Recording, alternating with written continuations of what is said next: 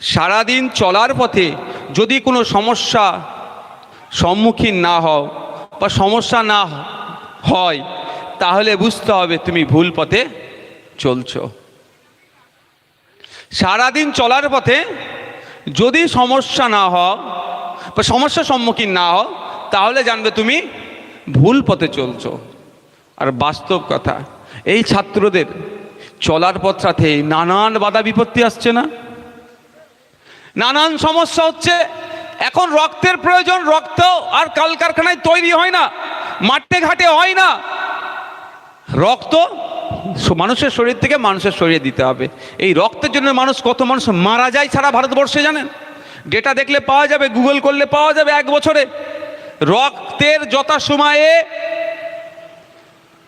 না পাওয়ার জন্য প্রচুর মানুষ ভারতবর্ষে মারা যায়, পশ্চিমবাংলায় মারা যায়। এই রক্তের যখন যোগান দিতে চাইছে, চেষ্টা করছে আমাদের ছাত্ররা স্টুডেন্ট ফ্রন্টে, তাদের উপরে কি হচ্ছে?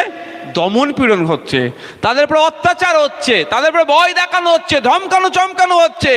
আজকের এই স্বামীজির বাণী কিন্তু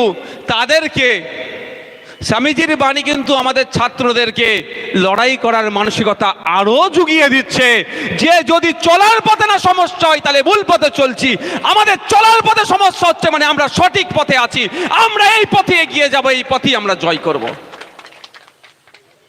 আমাদেরকে। আচ্ছা, আর একটা বাণী আপনাদের বলবো আমি। এখানে ছাত্ররা যুবরা বেশি আছে, এটা একদম মাথায় গেঁথে নিও। যে কোনো একটা ভাবনা মাথায় আনো, যে কোনো একটা ভাবনা মাথায় আনো, সে একটা ভাবনা কি তোমার জীবন করে ফেলো। যে কোনো একটা ভাবনা মাথায় আনো, সে একটা ভাবনা কি তোমার জীবন করে ফেলো। সেটাই নিয়ে ভাবো, সেটা নিয়েই স্বপ্ন দেখো, সেটা নিয়েই বাঁচো। সেই ভাবনাকে বাস্তবায়িত করতে তোমার মস্তিষ্ক, তোমার পেশি, তোমার শরীরের প্রত্যেকটা অঙ্গকে কাজে লাগাও। প্রত্যেকটা ভাবনাকে অন্য ভাবনা থেকে আলাদা করো, আলাদা করে রাখো। এই পথেই সাফল্য আসবে। স্বামীজির এই কথাটাকে একটু পাথেয় করুন, আপনারা বাস্তব জীবনে প্রয়োগ করুন। একটা গোল সেট করুন, এম করুন যে আমি ওখানে পৌঁছাবো। ওখানে পৌঁছাতে গেলে মস্তিষ্ক, পেশি, সারা শরীর, বুদ্ধি যা কিছু আছে সবটাই ওখানে লাগাতে হবে আমাকে, তাহলে আমি আমার ডেস্টিনেশনে পৌঁছাবো। আমার ডেস্টিনেশন কি ছাত্র যুবদের? যে এডুকেশন ফর অল, শিক্ষা সবার জন্য। কিন্তু এখন যে নিউ এডুকেশন পলিসি নিয়ে এসছে কেন্দ্র সরকার 2020 নামে, এতে শিক্ষা শুধুমাত্র পুঁজিপতিদের হাতে চলে যাবে। এটা আমরা হতে দেব না। আমাদের রাজ্যে, আমাদের দেশে বঞ্চিত সমাজের মানুষ, দলিত, আদিবাসী, হিন্দু, মুসলমান, আর্থিকভাবে দুর্বল, প্রত্যেকে যাতে শিক্ষার অধিকার পায়, প্রত্যেকে যাতে শিক্ষার আলো পায়, সেই সমাজ ব্যবস্থা আমরা গড়ে তুলব। এই লক্ষ্য উদ্দেশ্যকে আপনারা, এই গোলকে আপনারা সেট করুন এবং এতেই আপনারা লেগে থাকুন, তাহলে সাফল্য আসবেই আসবে। এ কথা বলে আজকের এই 2 মহান ব্যক্তিত্বকে আমাদের এই মঞ্চ থেকে আবারও স্মরণ করে আমি আমার এই বক্তব্য শেষ করছি। শেষ করার আগে আমি আপনাদের কাছে অনুরোধ করব, আগামী 21শে জানুয়ারি বেলা 12টার মধ্যে 11:59 আপনারা পৌঁছে যাবেন আমি আশা করব। 12টা থেকে আমাদের মাইক সুর চালু হবে। বেলা 12টা থেকে আপনার আমার অধিকারকে নিয়ে অধিকার সমাবেশ আমরা ডেকেছি। কি আছে ওখানে? কেন্দ্রের বিজেপি সরকার যেভাবে